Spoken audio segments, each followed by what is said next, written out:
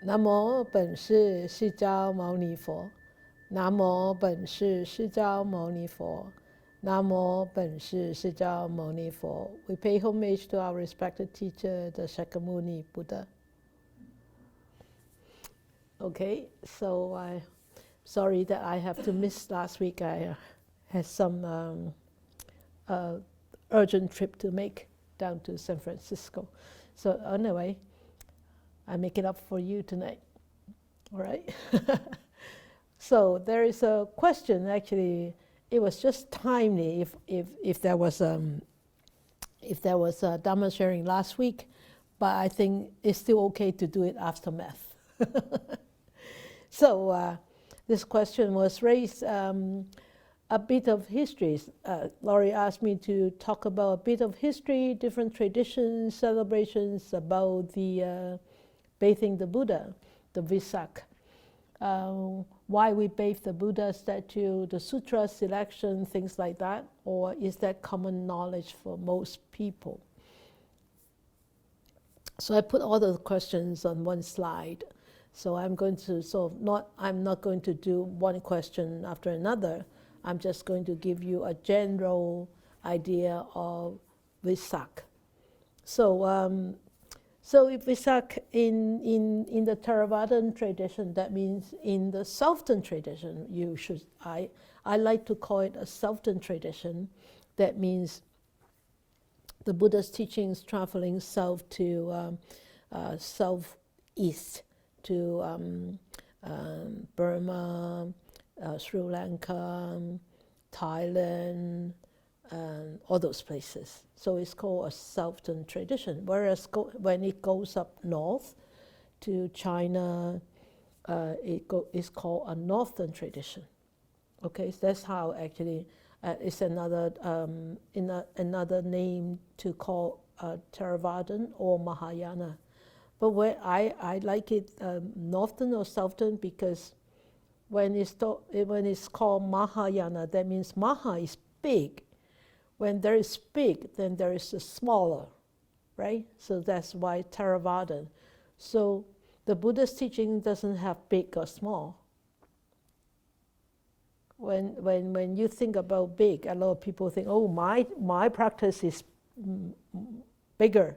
My practice is better than your practice because your practice is smaller.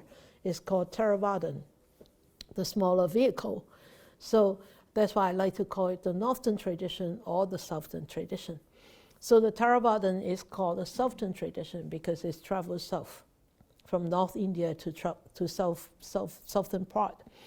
So it's called Visak. So in the old Indian tradition, in the old days in India, of course, I mean you all know that India doesn't really have much history itself because it never kept their own history they never recorded their history, and most of the history of India actually came from the journals, came from the exploration, and came from the journey of Master Xuanzang, who actually went from China to India. And he recorded on the way on the Silk Road. He recorded what he saw, he recorded what he met, and he recorded what he actually encountered. So a lot of Indian history was actually was found in Master Venerable Monk Xuanzang's recorded journey on the Silk Road. So when we talk about Visak, it's talking about a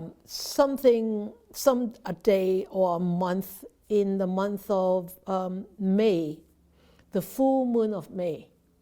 And it's normally the full moon of May very regularly, a lot of times falls onto the lunar calendar.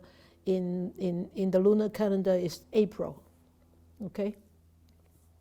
So it's the full moon day of May, they call a Visak. And in the old days, they will have they believe that that is the day that the Buddha was born. Okay, full moon day of May. And it's actually, they believe that it was the day that Buddha was born.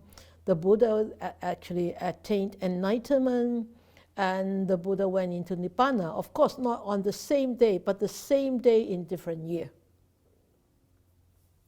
Okay, so the Buddha was born on the full moon day of May, and then 35 years later, he actually attained his enlightenment on the full moon day of May. And then when he was 80, he actually went into Nibbana on the full moon day of May. So it's always fall onto full moon day of May, according to the Theravadan tradition. So that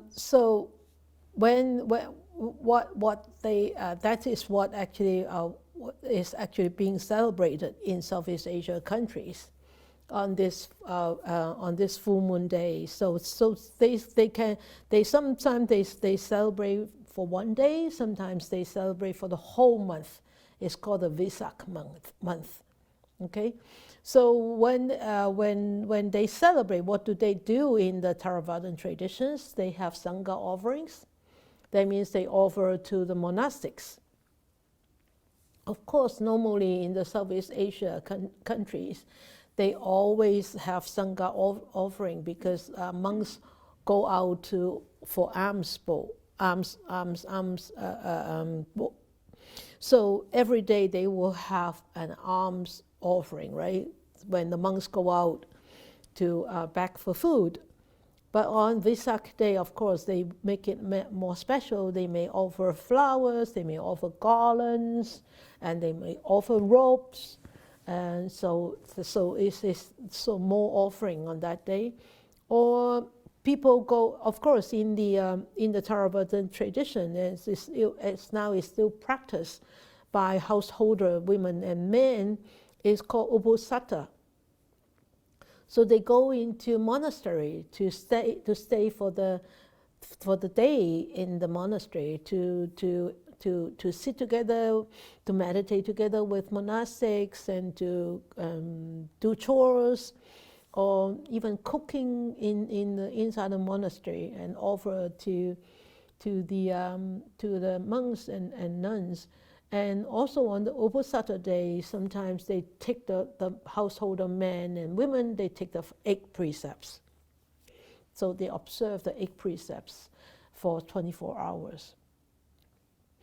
So that is what they do in Southeast Asia, and they call, and why would they choose the full moon day of May? Because if you trace back to history, even very renowned scholars, they really cannot pinpoint the day when the Buddha was born. Because why? Because before the paper was invented, there was nothing being recorded. Everything was passed on by oral tradition. And then there was I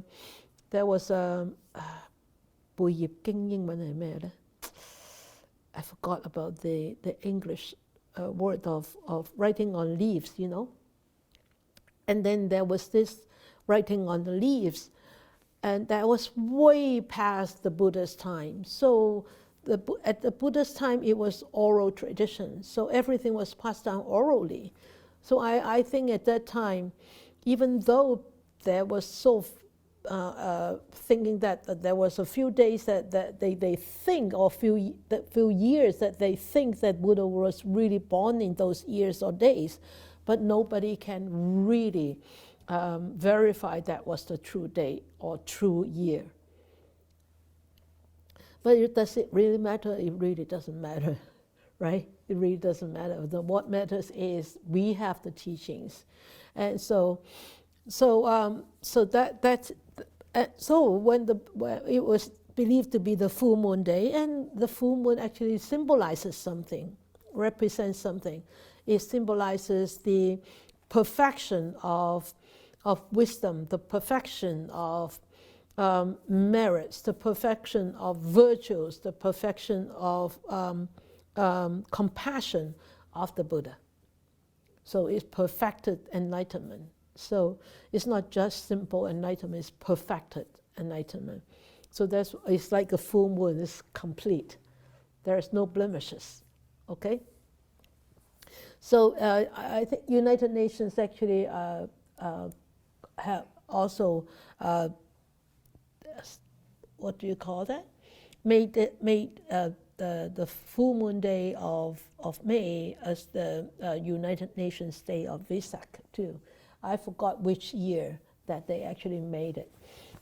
So that is in the Theravadan or in the Southern tradition. Whereas in the Northern tradition, we call it Mahayana Tradition. It's actually, we actually celebrated the birth of the Buddha on the April the 8th, is the lunar calendar. And lunar calendar, what's today? Today is the 9th of lunar calendar, so we are still like 6 days away from the full moon day, right? 6 days away from the full moon day, right? Yeah, the full moon is the 15th, right? Yeah, so we are still 6 days away from the full moon day. But that's what the traditional, the tradition in the Northern Northern tradition holds, or the Mahayana tradition, or your Chinese tradition, is the 8th. And it's believed that when the Buddha was born, he was already able to walk. So I mean, this could be a story, legend. And he took 7 steps.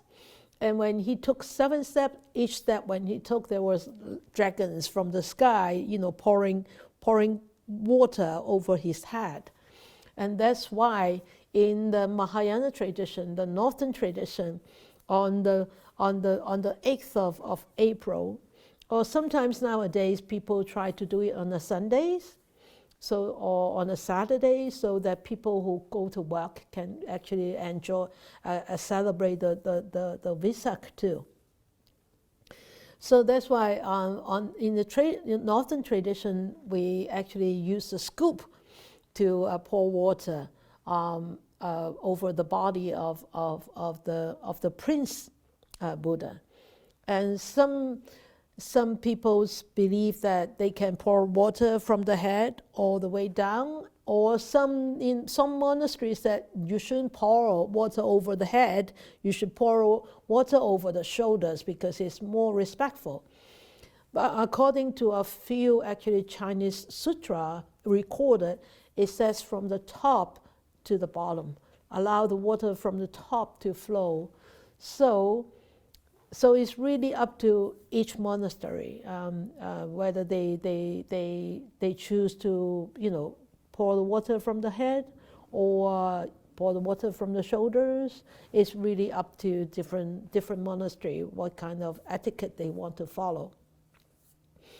So that's the birth of the Buddha, is on the April the 8th, and then on April the 19th, the 15th, it's a lunar calendar, remember that.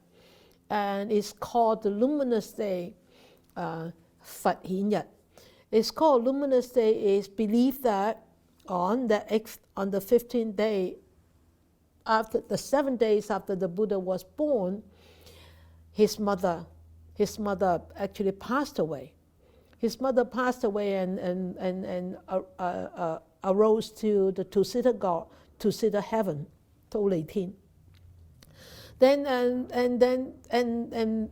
the Buddha actually illuminated himself and blessed his mother, and at that time, because of the illumination of the Buddha, everywhere was bright, and so all the devas and all the heavenly beings all came to pay respect to the Buddha, and also to remember the mother of the Buddha.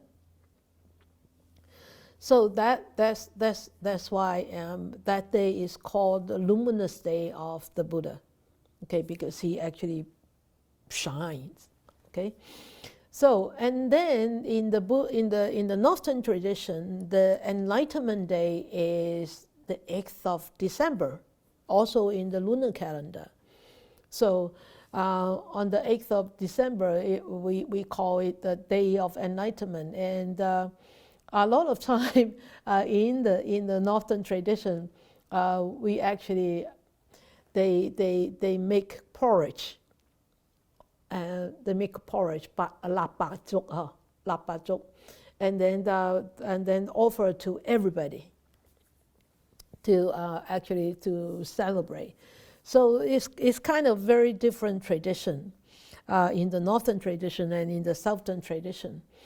And also on the 8th of February, you can see everything is 8th, except the luminous day, okay?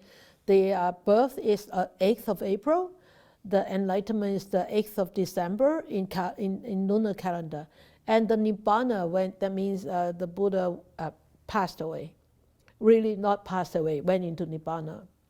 And that's February the 8th. And then also, as I said just now, was he was born on the April the 8th. And then 35 years later, he got enlightened on December the 8th. And then when he was 80, he passed away on the February the 8th. So this, on the birth of the Buddha, actually it has been adopted since the Song or the Tang Dynasty in China. That means about like almost 2,000 years ago. They started having this bathing of the Prince Buddha, like a little young Buddha, almost 2,000 years ago in China. But in India, in the old tradition, they used to bathe the Buddha every day. Because it's like signifying like taking a shower and cleansing. And in India, because it's so hot, so people take shower every day. So they bathe the Prince Buddha every day. So that's a kind of different tradition. So when we bathe the Buddha, and what does it symbolize? It's bathing, it means like cleaning, right? Cleansing. And so it means with bathing the Buddha, it symbolizes us, we bathe ourselves, we cleanse ourselves with the Buddha's teachings. So we purify our mind, purify all the pollutants with the Buddha's teachings. So, you know, in the Buddhist practice, is actually everything is symbolic. Like I don't know whether you see, there is an oil lamp behind me all the time, oil lamp, and in the morning we offer a glass of water, and after lunch we collect that glass of water and put it away. And everything is symbolic. Why do we have an oil lamp 24/7? That means oil lamp is brightness, right? Brightness. And when there is a brightness in a dark room, the whole room will be lit up. So it symbolizes, even though we are in a mundane world, even though we are in a world of 5 turbidities, it's dark. But because there is Dhamma, there is the Buddha's teachings, there is light, there is brightness. So we don't have to be forever in darkness. We practice the Dhamma. And why do we offer a glass of water? It's not for the Buddha or Bodhisattva to drink, nor for us to drink. It's actually symbolic. We want to practice ourselves until our mind is as pure as the water, and you can see through it. As clean as the water, you can see through it. It's transparent. It's got no blemishes, got no pollutants, no dirt, nothing at all. It's clean, pure water. So it's symbolic like that. So So, we need to understand these. Otherwise, if we don't understand and we just offer a glass of water or we just offer an oil lamp and people ask you, what does it mean? It's like, I have no words. I cannot explain. There is always a reason behind every offering. Okay, so remember this. So you see the difference between the Northern tradition and the Southern tradition. So you came. Some of you actually went online for the Buddha's birthday, and you can see this little prince, and so you can see that little scoop, which is sort of like. On the left-hand side, near the blue bowl, you can see that little spoon. So, and you can see the little prince is like this, with his right hand pointing up and his left hand pointing down. And what does it mean? It actually means something, okay? Also symbolic. It says, 天上天下為我獨尊. It said, above and below, I am the most supreme. I am the most supreme. And people would think, wow, how arrogant the Buddha is, or how arrogant the little prince was. Arrogant, eh? Up above, down below, that means span across the whole space of universe. And he was the most supreme. Nobody can surpass him. How arrogant. Let's go to actually read it from the sutta. So most of you have this book called In the Buddha's Words, right? Most of you have it. And if some of you don't have it, and if you're interested, you can actually order it online. It's called In the Buddha's Word. Okay? Yeah. Okay, and it's compiled by Bhikkhu Bodhi. He didn't write it, but it's compiled. He compiled all the actually many sutras in this book, and actually I have taught this. I think 6 chapters in this book, quite a couple of years ago. So if you have the book, you want to flip over to page 73, and this chapter is called The Bringer of Light. That means somebody brings the light, the bringer of light. And it comes, this bringer of light, this whole thing is come from Majjhima Nikaya. That means the middle-length discourse. And it's called Arya Pariyasana Sutta. Arya, that means noble person. Okay, and then it says, because some of you may not have this book, so I actually put it down all in the PowerPoint. And he said, I am one who has transcended all, a knower of all. That means I have transcended everything, and I know everything. Okay, so and then he said, unsullied among all things and renouncing all. That means he is pure among everything. Unsullied, that means pure, clean. And renouncing all, that means he doesn't attach to anything. There is no desire, either mundane or super mundane. It's the way it is, right? And page 73, okay?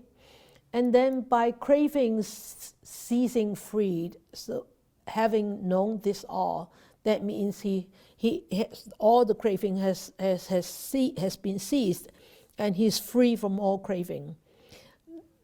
Whether it's minute one or a big one, okay? Having known this all, that means he knows all of these.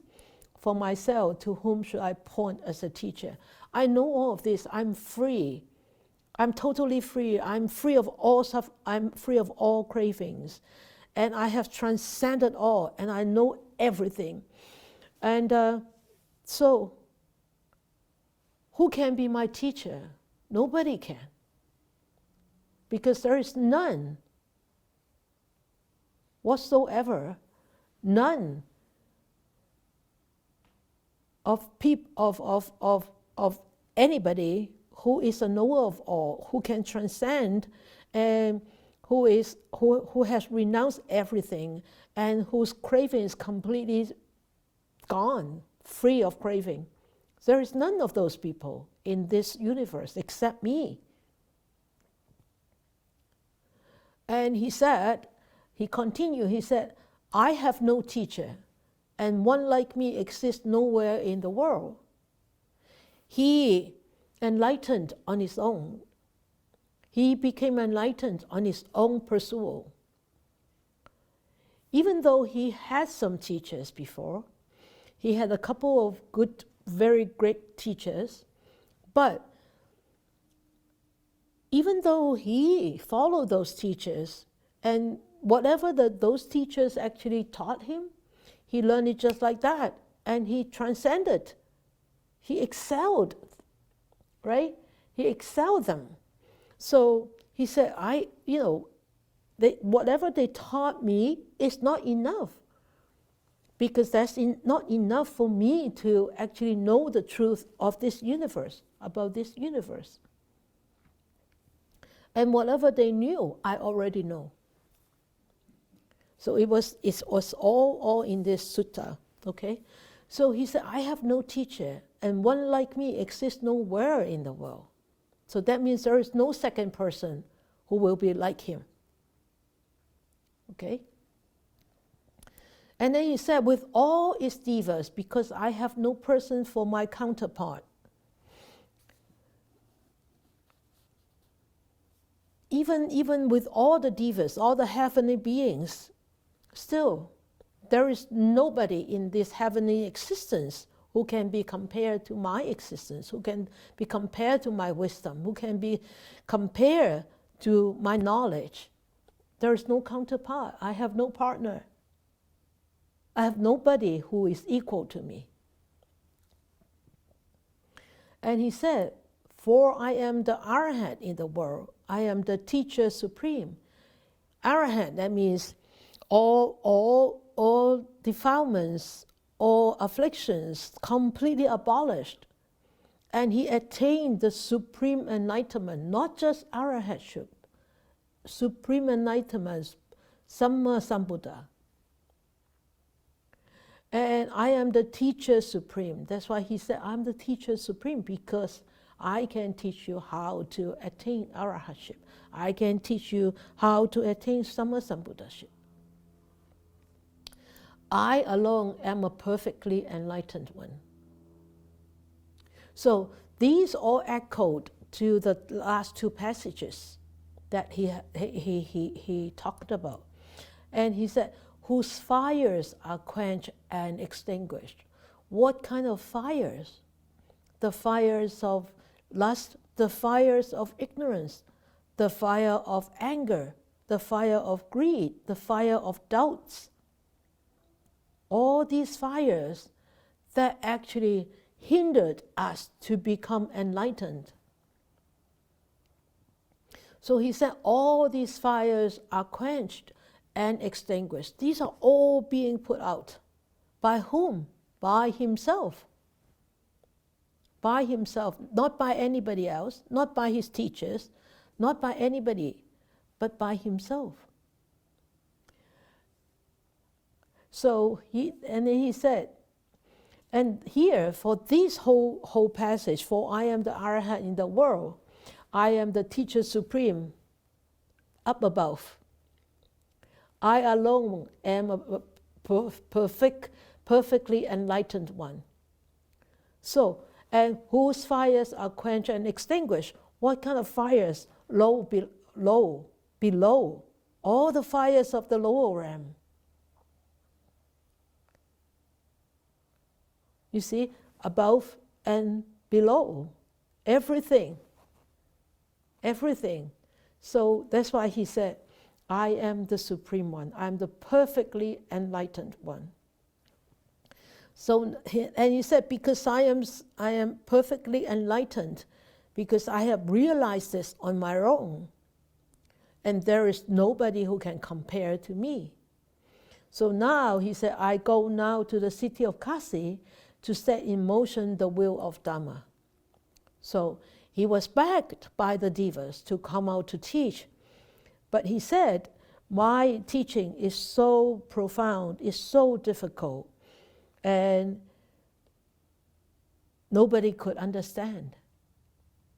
But the devas keep begging and begging and begging. That's why he said, he eventually said, okay, I will go. And he said, in a world that has become blind, he said, I am going to set in motion the wheel of Dhamma. That means he start to teach the Dhamma, and hopefully the Dhamma, the wheel of Dhamma will roll on, roll on, roll on in this world that has become blind. Look at us. We are always blind.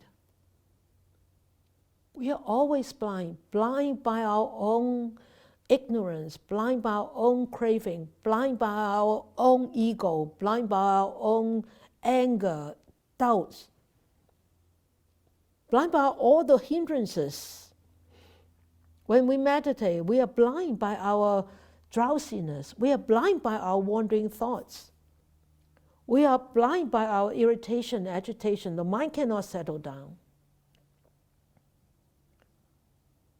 So when we have something like special experience in our meditation, wow, we are so elated. At that time when we are elated, we are blind by that greed. So we are constantly blind. Look at the world nowadays. People are blind. Look at those people who are in high power. They are blind by their own craving. The greed for power, the greed for money, the greed for fame. It's all blindfolded. They can't see. They won't see unless they start to practice. So in a world that has become blind, I go to beat the drum of the deathless. Beat the drum of deathless. Why to beat the drum of death? Why he has to beat the drum? Because drum makes sound. The sound of drums travels. When people hear, hopefully it will wake themselves up. It will wake them up, and once it's waking up, they will start to search the teachings, who will be able to help them to come out of this blindness. So he continued to say, he said, by your claims, friend, you ought to be the universal victor. It's because people ask him about this question.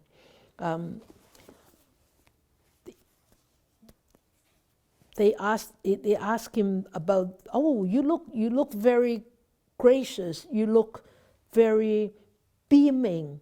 So who are you? Who is your teacher? That's why he said all these. I am my own teacher. Okay, so then he replied to this man again who asked the question. He said, the victors are those who are like me, who have won the destruction of taints. And mind you, these taints are taints of lust, taints of greed, taints of anger, taints of ignorance, taints of love, taints of doubt, taints of arrogance, whatever you want to call those taints, whatever taints that actually taint you, okay? And he said, I have vanquished all evil states. That means the mind is always in the state of wholesomeness, skillful. As I said in meditation, skillfully mindful, sammasati, correct kind of mindfulness. And therefore upaka, that means a male a householder, I am a victor. That's why he said, up and above, low below, I am the most supreme. So there's nothing arrogant about it. Really, nothing arrogant about it. It's the state of fact. It's factual. So that's why we bathed the Buddha, the Prince Buddha. We wanted to remind ourselves, we are the only one who can actually purify ourselves, who can come out of our own taints, who can come out of our own greed, who can only quench and extinguish our own fires. Nobody can do that. Nobody. Even the Buddha stand in front of you and tell you I can help you. There's no way. He can't. But what he taught us, if we practice, then we can do it ourselves. And we need to do it ourselves. That's why the Buddha said, either you become a master of your own mind or you become a prisoner of your own mind. Right? So it's up to us. Okay? So it's good for this Visak? Anybody have any question about this? I hope I have answers all those questions as Laurie asked about Visak. This is a very good book. If those who haven't got it, I really strongly suggest you to actually get a copy. Wonderful one. You can go into the Samyutta Nikaya, Majjhima Nikaya to go through all those Nikaya, all those long discourse, middle discourse, short discourses. But this is sort of like a summary, and then the real not the essence, but here it gives you a really thorough compilation of the very important suttas that actually, if you actually know this book by heart, you know everything. So, I love this book. I keep reading it all the time. So it's called In the Buddha's Words. But sorry, there is no Chinese version of this book yet. Okay?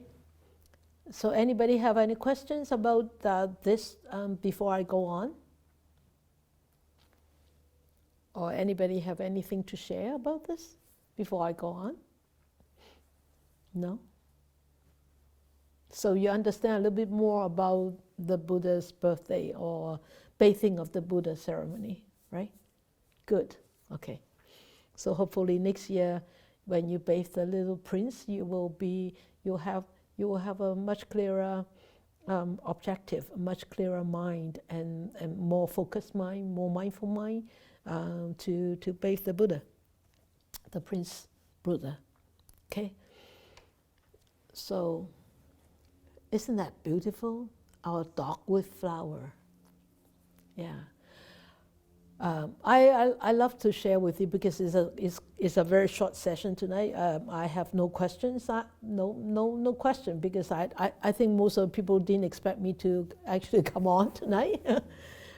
So I only had this question before the Visak. So I just wanted to share with you some of my actually experiences, or some of my happy experiences, which I don't attach to, but I would like to share with you. It was yesterday. Yesterday I went to the prison to teach.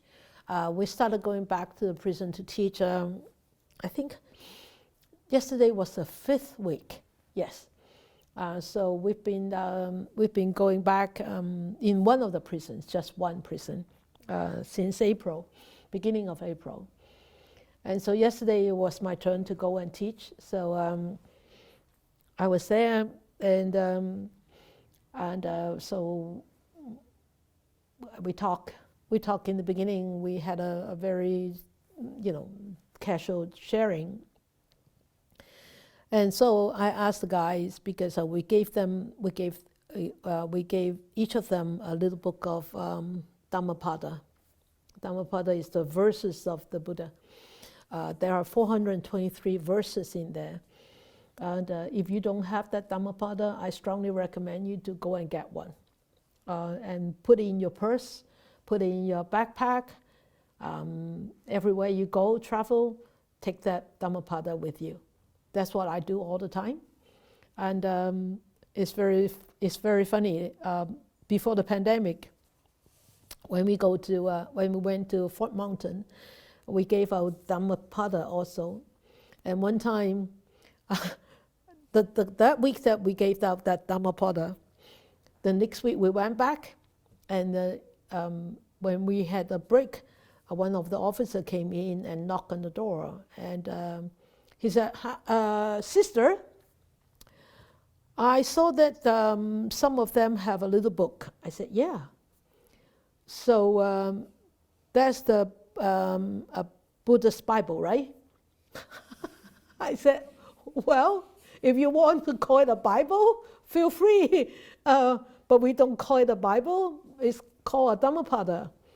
So can I have that Bible? Can I have a copy of that Bible?" I said, "Sure, I will bring the Bible next week to you."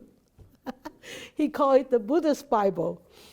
It was great. I mean, he asked for it. He said, "Can I have a copy?" You know, I was going to ask him you should actually order it online yourself, right? But I thought, no, it would be nice to give him a gift. So actually I brought a copy to him, and he was happy. He was so happy that he got a Buddhist Bible. So yesterday, when I started off meditation, I asked the guys, "Hey, how have your week been?" And he said, "It's great." And there was this young guy. I said, he actually brought the Dhammapada with him, and he put it on the side. And he said, "Sister," I said, "How do you like the Dhammapada?" They said, "Oh, great, blah, blah, blah, blah, blah." And this young guy who sat right there, he said, "Sister, I went through this book briefly." And he said, "If I could, in the future, live my life according to what this book teaches, I will be definitely a better person. And I'm going to do that." I said, "Wow, you touched my heart." I was so touched by him. And then I taught meditation. So we had about 40 minutes of meditation. And I mean, I don't rehearse my meditations instructions. Never rehearse my meditation instructions, and I never memorize any meditation instructions. It's just flow by. And during the meditation instructions, I really didn't teach a lot about the technique, which I should have, because they are new. They are newbies, right? But in the meditation instructions, I said, building up this mindfulness is allowing us to realize with our own experience, how can we change? Because we start to understand the way our mind works, especially when we start to react to certain experience that we experience in our meditation. "Oh, this is nice, I like it." So that is the old habit of mind. If you keep following that, "I like it, I like it, I like it," you fall into the trap of craving. And the same with animosity. "Oh, I don't like this experience, it's unpleasant." And then you try to push it away, and "I hate you, I dislike you." Then you fall into the trap of anger and animosity and rejection. So I said, mindfulness helps you to understand more about yourself. And we all make mistakes because we are not saints and sages. So we all make mistakes, and mindfulness helps you to understand your own mistakes and realize the experience of those mistakes, so that in the future you have a choice. At the intersection of the road, you have a choice to choose. with mindfulness, hopefully, the right kind of mindfulness, samasati, you will make the right choice and not follow the old path anymore. I said, we all make mistakes. And we will still make mistakes. But we will make less mistakes. And we come to our senses sooner. We realize that we make mistakes sooner. And the seriousness of the mistakes will be way less. That's how mindfulness works. That's how mindfulness helps us.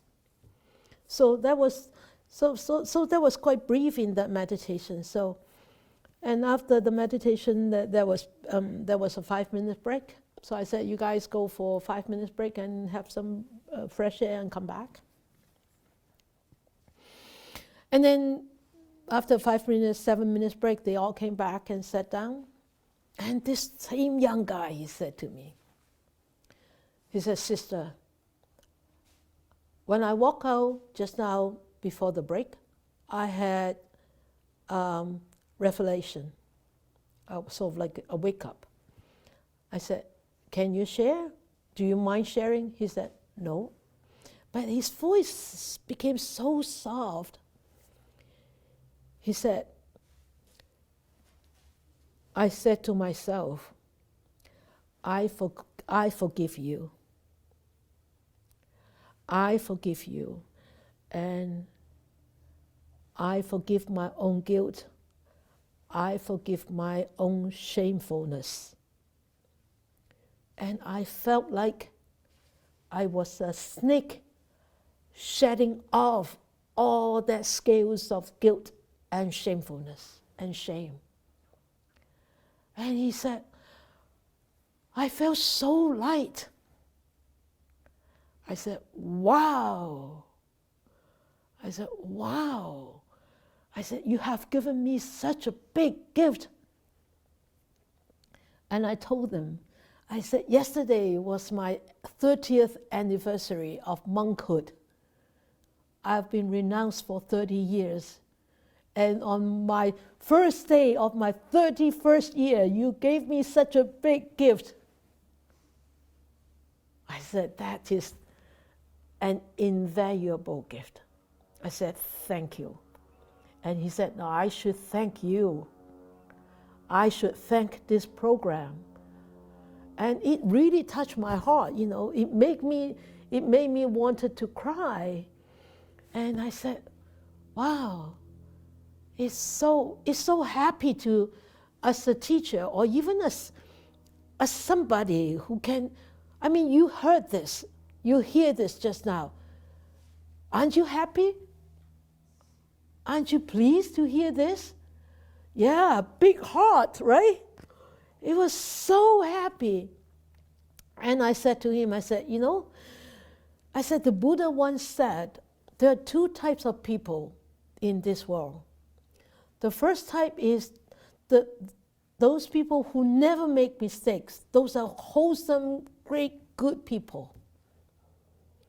And the Buddha said there is a second type of good people, wholesome good people, is those people who make mistakes, but they realize that they have made mistakes. And they correct themselves, they change themselves, and they become better people.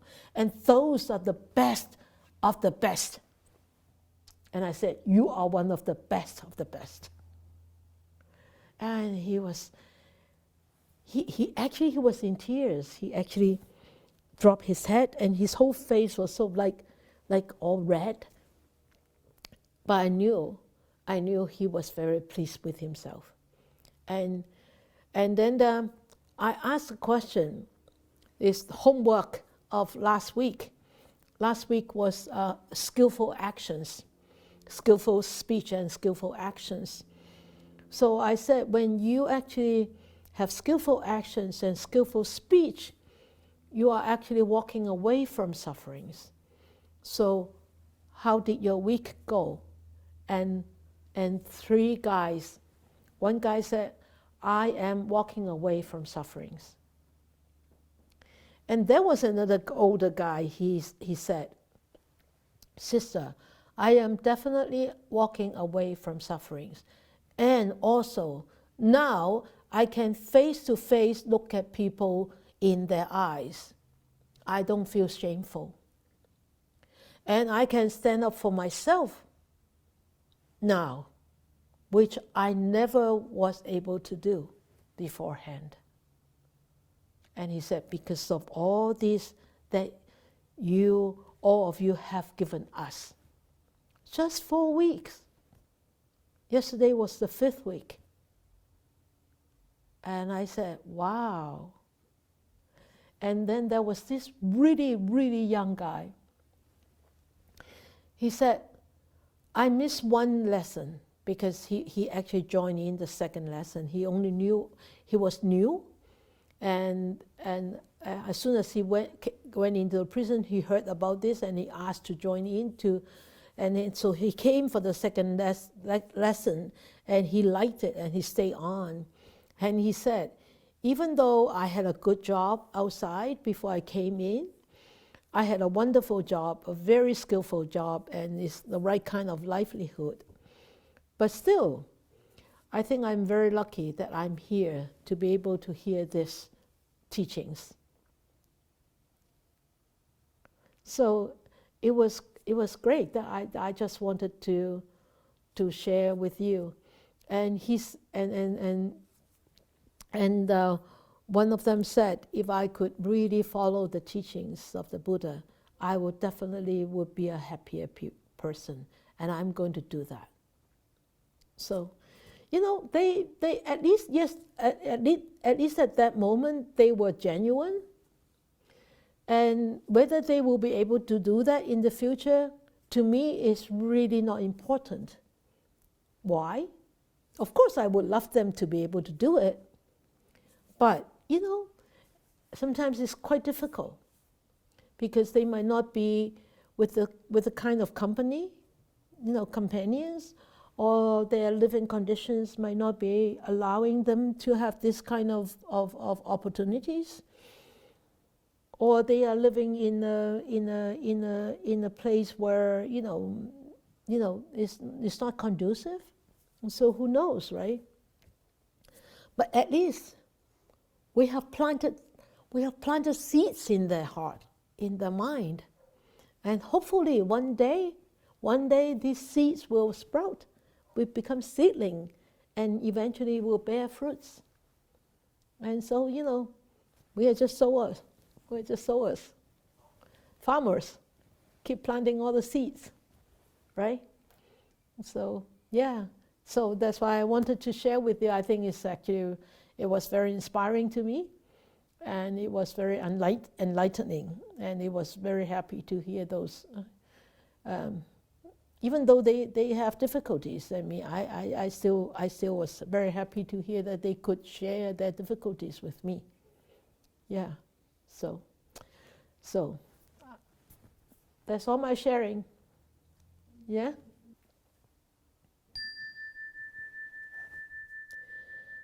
May these blessings extend to all, that we with all the other living beings together will attain the Buddha way. May we wish more and more people will encounter the wise words of the Buddha, study them, understand them, practice them, and help themselves to liberate themselves from all the sufferings, miseries, and be truly happy, free, and peaceful. May you all be well, be safe, be happy, and be peaceful.